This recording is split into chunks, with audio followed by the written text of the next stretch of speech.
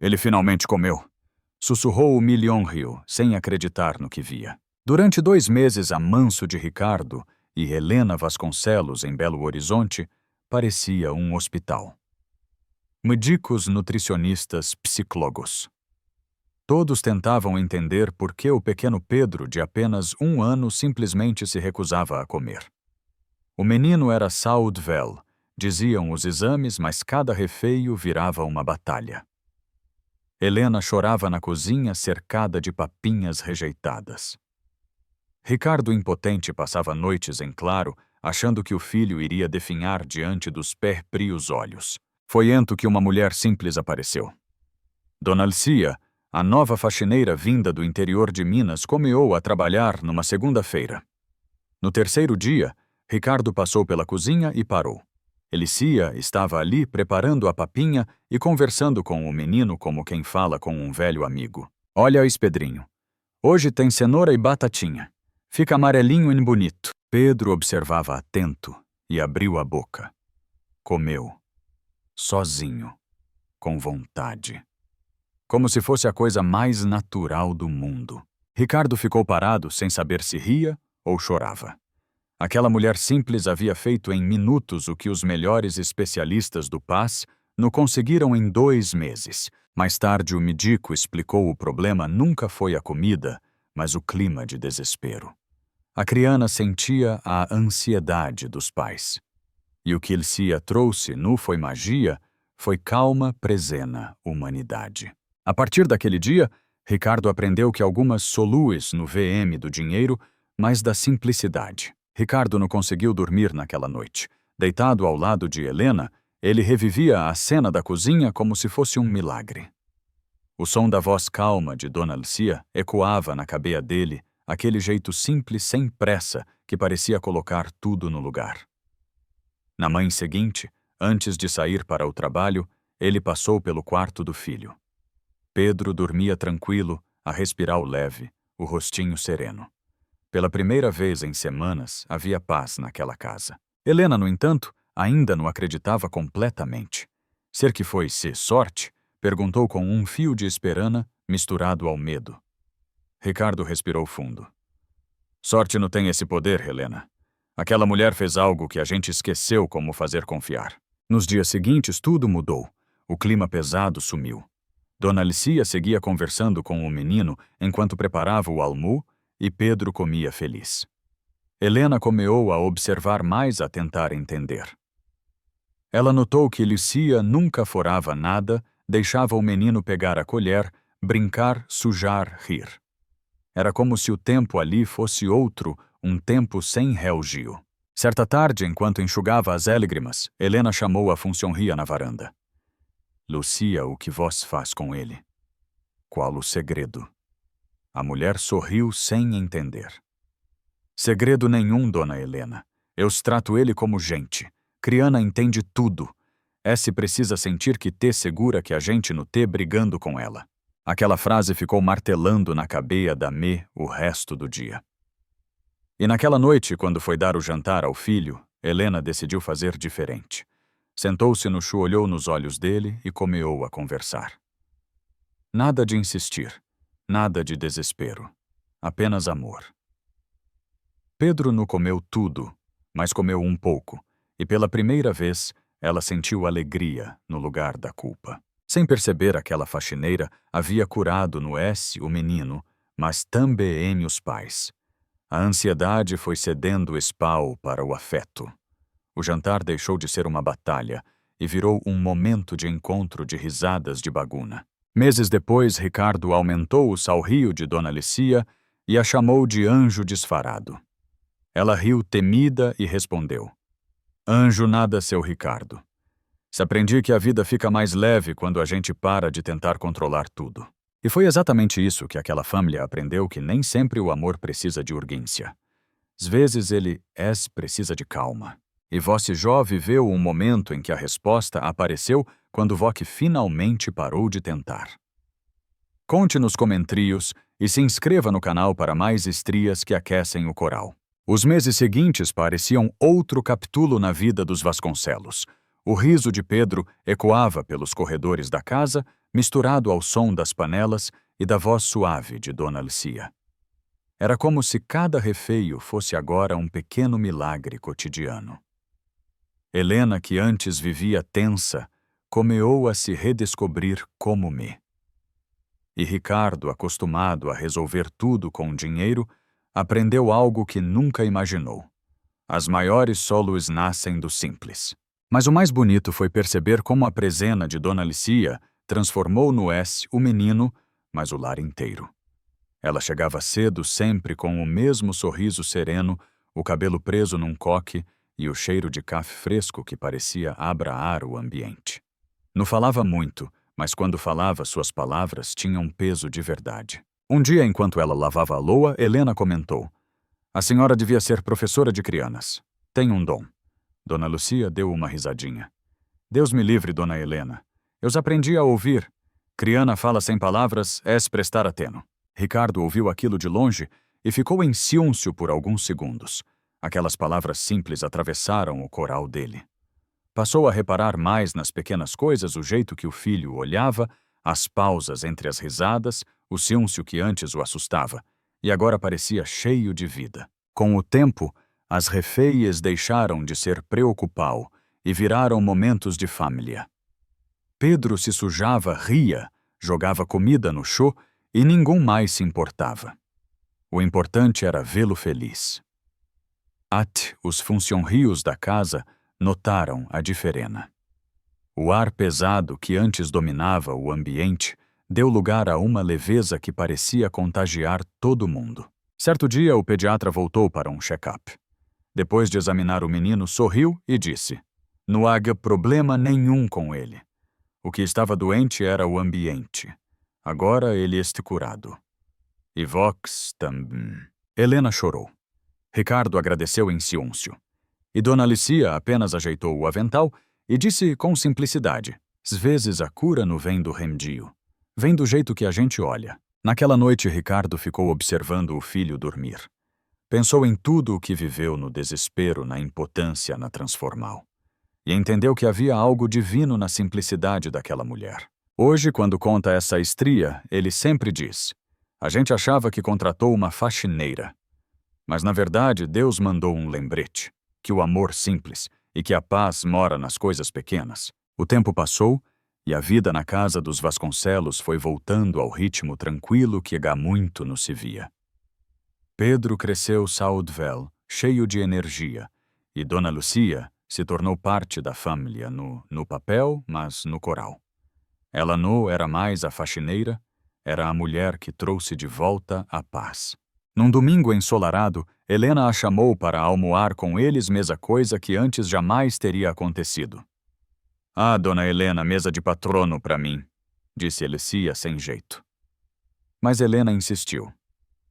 "Sim, Elicia, aqui todo mundo come junto. Foi você quem ensinou isso pra gente, lembra?" Durante o almoço, as risadas preencheram a casa. Pedro sujava o rosto de pur. Ricardo brincava com ele e por um instante parecia que todos tinham esquecido as preocupais que um dia os consumiram. Mas a vida, como sempre, gosta de testar o que a gente aprende. Algumas semanas depois, Licia apareceu com os olhos marejados. Disse que precisava voltar para sua cidade no interior, a mim estava doente. Helena sentiu um aperto no peito como se perdesse algum da pria família. Ricardo tentou convencê-la a ficar, ofereceu pagar as despesas, o transporte, o que fosse. Mas Elicia sorriu com aquele jeito calmo de sempre. "Seu Ricardo tem coisa que dinheiro nenhum resolve. Agora a hora de eu cuidar de quem cuidou de mim." No dia em que ela foi embora, Pedro chorou como se soubesse. Abraou as pernas dela e disse com a voz manhosa: "Vou que volta para comer comigo." E Lucia abaixou, beijou a testa do menino e respondeu: "Volto sim, meu amor. E quero ver esse pratinho vazio, hein?" Ela se foi e por alguns dias a casa pareceu vazia de novo. Mas algo havia mudado para sempre. Helena nua. Agora cozinhava com leveza, conversava com o filho como Licia fazia. Ricardo se permitia desligar o celular e sentar-se mesa sem pressa.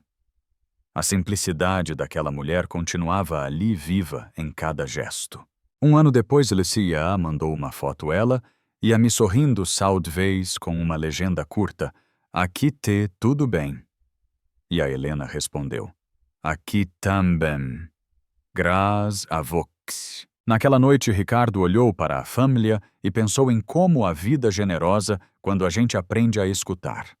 Porque, às vezes, os maiores mestres no VM de universidades, mas de corais simples e de moçs que cozinham com amor. O tempo passou e a vida seguiu seu curso como sempre faz. Pedro Jotó tinha 5 anos, quando um dia Ricardo recebeu uma notícia que fez o coral apertar. Dona Lucia havia falecido. A mensagem veio por um vizinho dela, que mandou uma simples ligal dizendo: Seu Ricardo, ela partiu tranquila, dormindo do jeitinho calmo que sempre viveu. Ricardo ficou em silêncio por longos minutos. Quando contou a Helena, os olhos dela marejaram na hora. O pequeno Pedro, que brincava no quintal, entrou curioso. Mami, por que você te chorando? Helena se ajoelhou, abraou o filho e disse baixinho: A tia Alicia virou estrelinha, meu amor. Agora ela vai cuidar da gente, Liducu. Naquela noite o jantar foi silencioso. Mas em meio tristeza havia também gratido.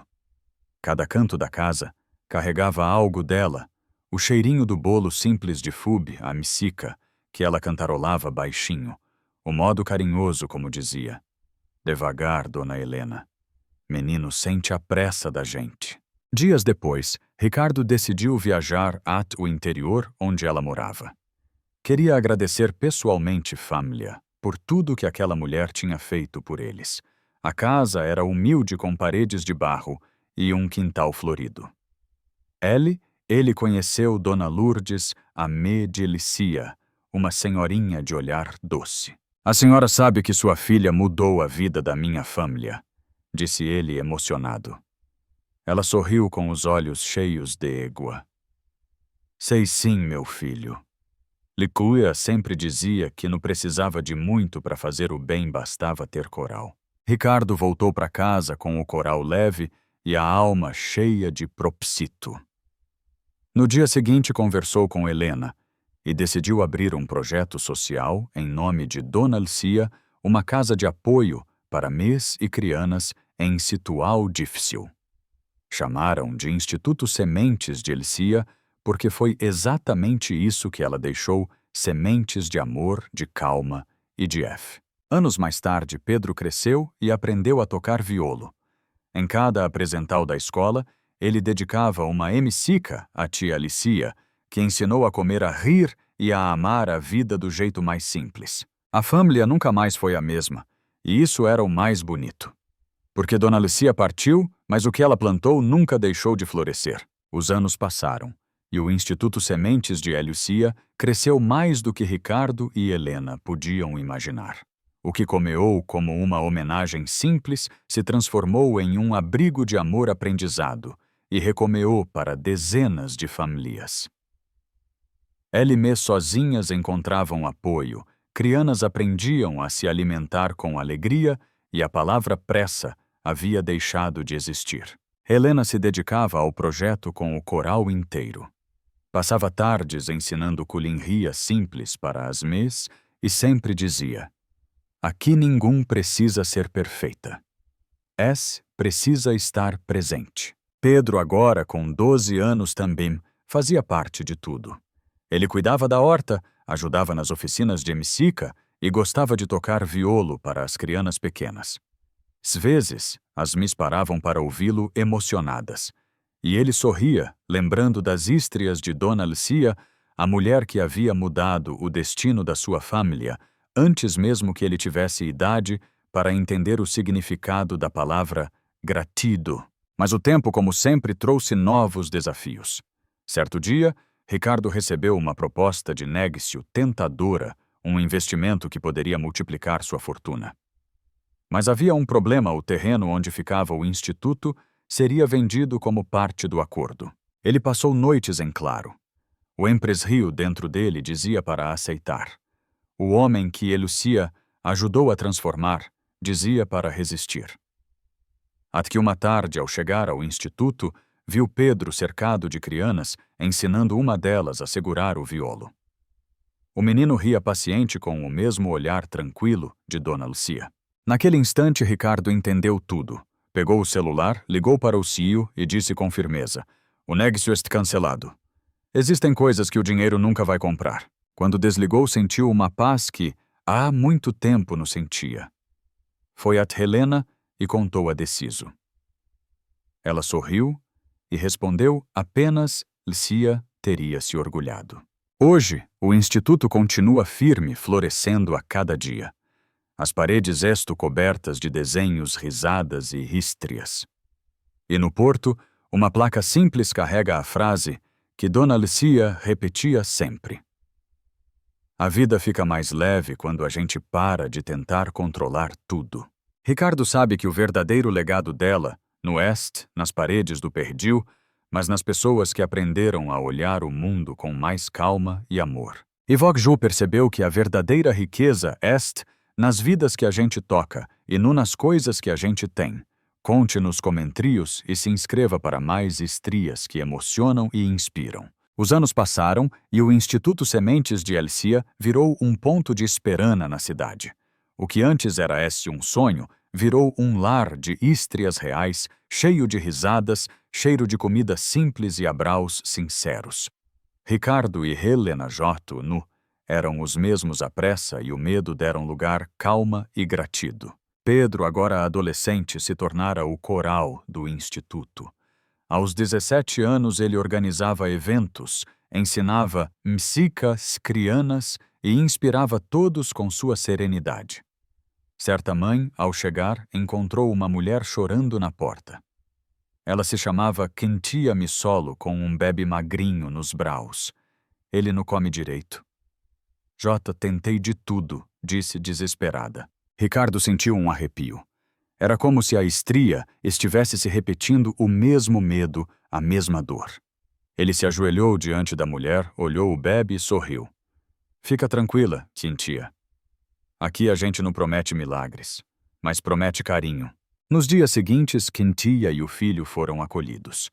As cuidadoras começaram a preparar as papinhas e Pedro, lembrando do que aprendera com Dona Lucia, passou a sentar-se perto da criana tocando violo e conversando com ela.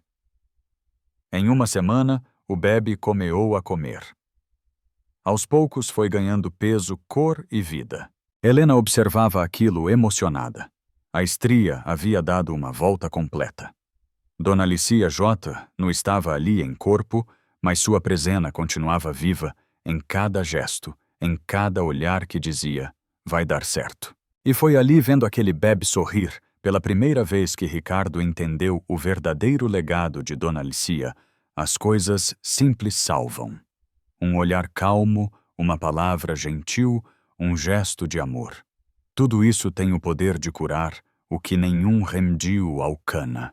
Às vezes a vida precisa que a gente desacelere, respire fundo e confie. Porque o amor não faz barulho, ele age no silêncio, nos gestos pequenos, nas atitudes que nascem do coral. Evoque o que faria.